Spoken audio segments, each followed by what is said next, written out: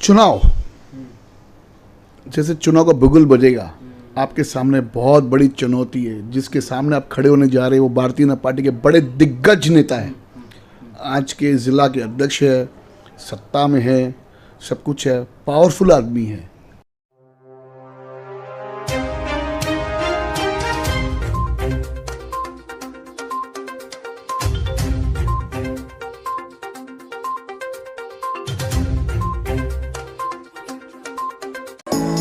Neeraj Vinod Burani's Spacecraft Interiors.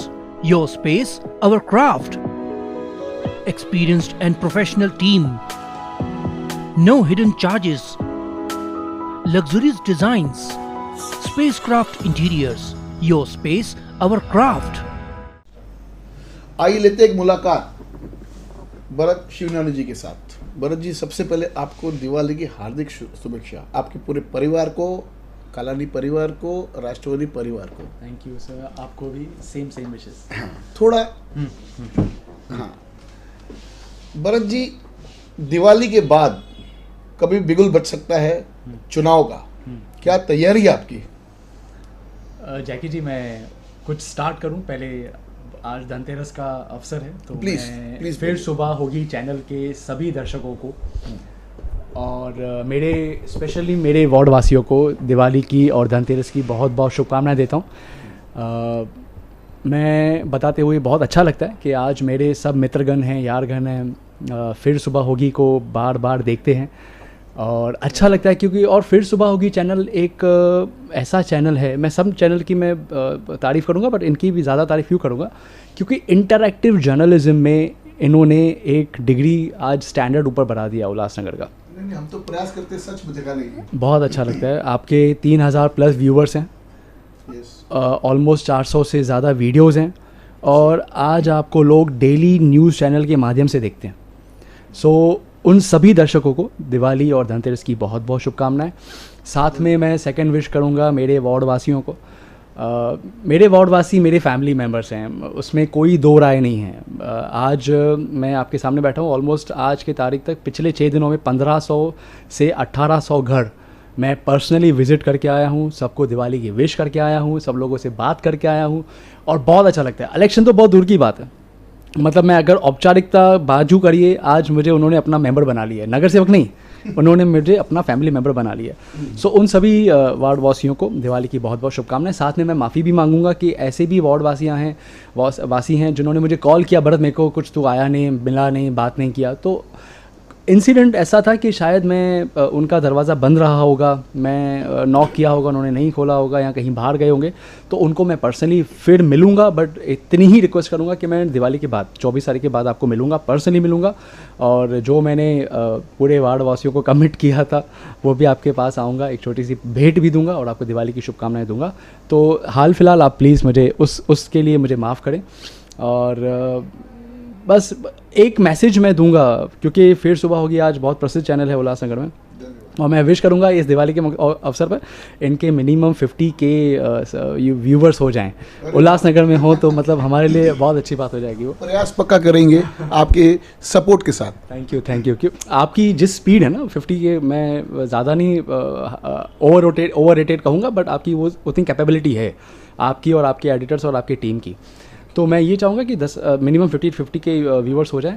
Secondly मैं एक message पहुँचाना चाहूँगा कि दिवाली एक वैसा फेस्टिवल है जब श्री राम वापस आए थे 14 ईयर्स वनवास के बाद और भी बहुत सारी हिस्ट्रीज़ हैं, जैसे पांडवाज आए थे उस टाइम पे 12 साल का उनका एक्साइल होने के बाद आए थे वापस, लक्ष्मी माता का जन्म हुआ था, गुरु हरगोबिंद सिंह के रिलेशन में भी हम दिवाली मनाते हैं, तो बहुत सारे हैं। बट मैं इतना समझता हूँ कि दिवाली सेलिब्रेट करिए, बहुत अच्छी तरह से खुशहाल रहिए, अपने फैमिली मेम्बर्स को प्लीज़ टाइम दीजिए, वो मोबाइल को छोड़ दीजिए। सब यंगस्टर्स को तो स्पेशल मैसेज दूंगा क्योंकि आजकल मोबाइल इंडस्ट्री ज़्यादा हो गया। हाँ, और सेकेंडली थोड़ा इन्वायरमेंट और पेट्स, हम थोड़ा हम सेंसिटिव लोग हैं, न्यू जनरेशन, इन्वायरमेंट के प्रति थोड़ा सा सतर्क रहिए। इको फ्रेंडली कहूँगा तो इको फ्रेंडली अगर होता है तो थोड़े कॉस्टली हैं बट मैं कहूँगा ज़्यादा अच्छा है।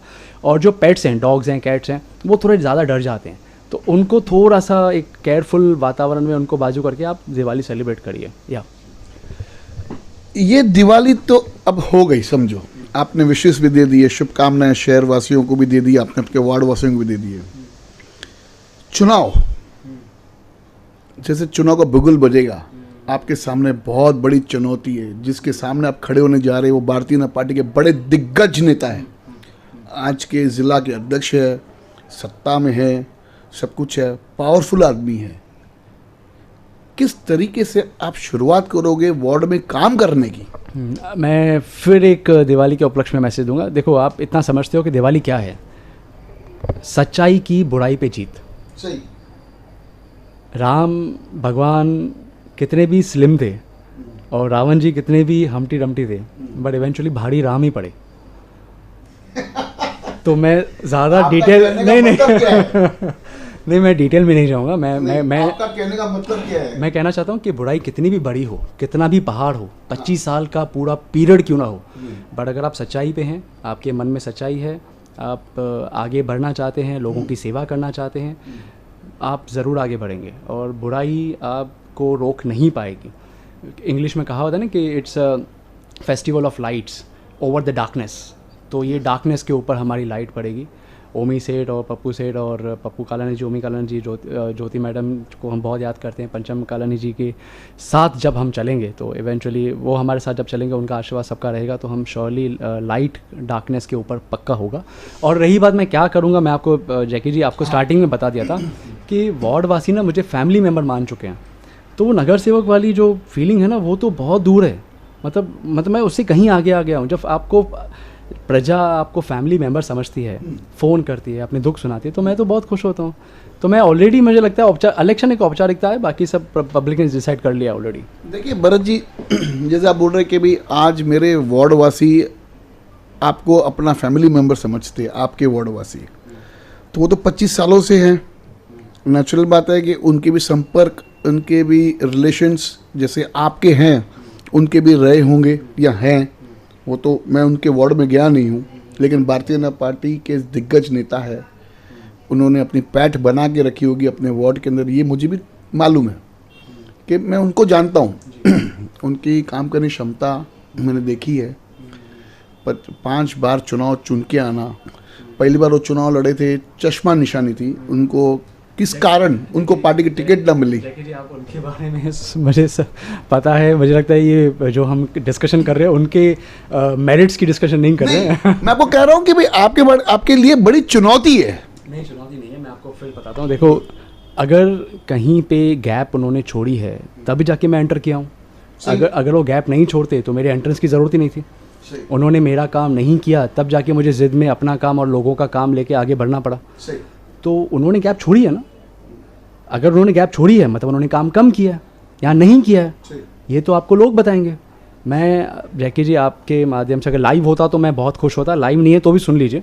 बताइए लाइव ही है, समझो आप प्लीज़, मैं रिक्वेस्ट करूँगा, मेरे वार्ड में 5 जगह बताता हूँ। 5 जगह पे आप सिर्फ ये माइक लेके जाइए। आपको बहुत लोग पहचानते हैं, फिर सुबह होगी चैनल, सिर्फ माइक लेके जाइए। आपको लोग खुद इंटरेक्ट करेंगे, खुद बोलेंगे, अरे भाई सुनिए, अरे भाई सुनिए, हमारा काम नहीं हो रहा है। आप कुछ मत बोलिए, सिर्फ आप वहाँ पे जाके रुकाइए। एक मुकुंद नगर में जाके देखिए आप, वहाँ पे लिटरली लोगों की हालत ख़राब है। पानी का मसला, झोपड़पट्टी है, सफाई के मसले, बहुत सारे प्रॉब्लम। दिवाली पे वो नहीं बात करना चाहिए, बट आपको कहूँगा कि अगर मेरी प्रिपरेशन की बात कर रहे हो तो आप प्लीज़ एक बार जाके इंटरव्यू ले लीजिए लोगों से। अगर मैं कहूँगा तो आप बोलोगे यार तू तो कालानी समर्थक है, तो अपनी सीट के बारे में बात करेगा, तू तो अपनी अच्छाई के बारे में बात करेगा, जैसे अक्सर पॉलिटिशियन करते हैं। बट मैं पॉलिटिशियन नहीं हूँ, मैं एक ऑप्टिमिस्ट आदमी हूँ। मैं ये नहीं देखता हूँ कि गिलास आधा भरा है आधा फुल है। मैं एक ऐसा व्यू देखूँगा, पानी गिलास लूँगा, पी लूँगा, तो मैं अपॉर्चुनिस्ट हूँ। तो इवेंचुअली आप वहाँ पे जाके देखेंगे, आपको पता चलेगा कि कोई भी बड़ा आदमी अपने कर्मों से होता है, अपने कामों से होता है। ये तो हकीकत। अगर उन्होंने काम किए तो जीतने दो, मैं खुश रहूँगा। अगर मैंने काम किया तो पब्लिक मुझे चुन के लाएगी। बट मैं फैमिली मेम्बर उनका ऑलरेडी बन गया हूँ क्योंकि उन्होंने काम नहीं किया।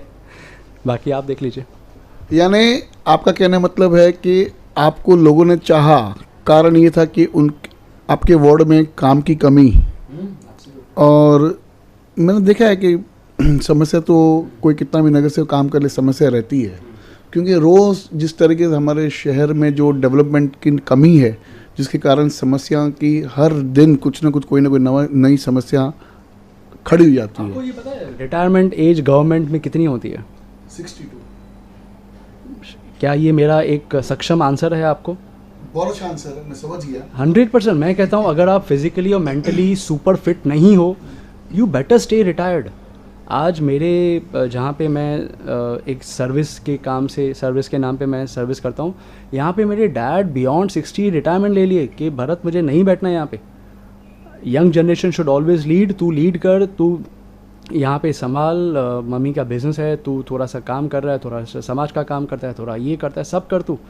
तो जब मेरे डैड रिटायर्ड हो सकते हैं तो ये इतना प्रेम क्यों कुर्सी से प्रेम क्यों हो सकता है? जब कुछ लालच होगी, कुछ मिलता होगा, कुछ अंडर द टेबल होगा। मैं बोलता हूँ अगर आप सेल्फलेस काम कर सकते हैं तो आप करिए ना, बट आपका एज हो गया, you should understand by your own. मैं मेरे प्रतिद्वंदी को कुछ नहीं कहना चाहता, मैं उल्लासनगर क्या सब पॉलिटिशियंस को ये कहूँगा, वंस आप बियॉन्ड द एज हैं, 60 के बियॉन्ड, 65 के बियॉन्ड, एक्टिव पॉलिटिक्स से आप थोड़ा दूर ही रहें, क्योंकि तब ही नई जनरेशन आगे आ पाएगी। आप अजित सर को देखें, नवीन निगमानी जी को देखें, यंग जनरेशन कब आएगी? जब आप उनको सीट छोड़ोगे ना। देखो आपने लास्ट इंटरव्यू में क्या कहा था, न्यू जनरेशन, न्यू टेक्नोलॉजी। अब मैं लोगों को ये बोलता हूँ कि ये मेरा आईफोन है, आप इमेजिन करो क्या मैं इस ज़माने में नोकिया का फ़ोन यूज़ करूँगा क्या? हो गया ना सर, पीरियड हो गया ना। उन जो पब्लिक को या जो हमारी डेमोक्रेसी को, जो हमारे उल्लासनगर महानगर पालिका को मेरे नगर सेवक से लेना था, उन्होंने वो ले लिया। अब वो कुछ नहीं ले सकते। अब उनको नया कोई चाहिए, नया सोल, नया बॉडी चाहिए जहाँ से उनका मैक्सिमम बेनिफिट हो। तभी मैं आता हूँ, तभी अजित सर आते हैं, तभी नवीन जी आते हैं, तभी साहिल लालचंदानी जी आते हैं। सो बहुत लोग इस तरीके से आएंगे ना, अपनी नया दिमाग लेके, नया टेक्नोलॉजी लेके, नया आइडियाज़ लेके, इनोवेशन लेके, अपनी स्टडीज़ को रिफ्लेक्ट करके, अपने लॉ के बैकग्राउंड को, अपने चार्टर्ड अकाउंटेंट के बैकग्राउंड को, कोई इंजीनियरिंग को बैकग्राउंड को लेके आएगा, बहुत कुछ लेके आ सकता है। ये तो बात आपकी सही है कि एक न्यू जनरेशन को मौका देना चाहिए शहर के हित में, और जो पुराने हम तो और survival of the fittest her game का प्रिंसिपल रहा है। अगर आप फिट हो, इसका मतलब क्या है, मेंटली या physically, survival of the fittest. आप फिट तब होगे जब आप मेंटली और फिजिकली फिट हो।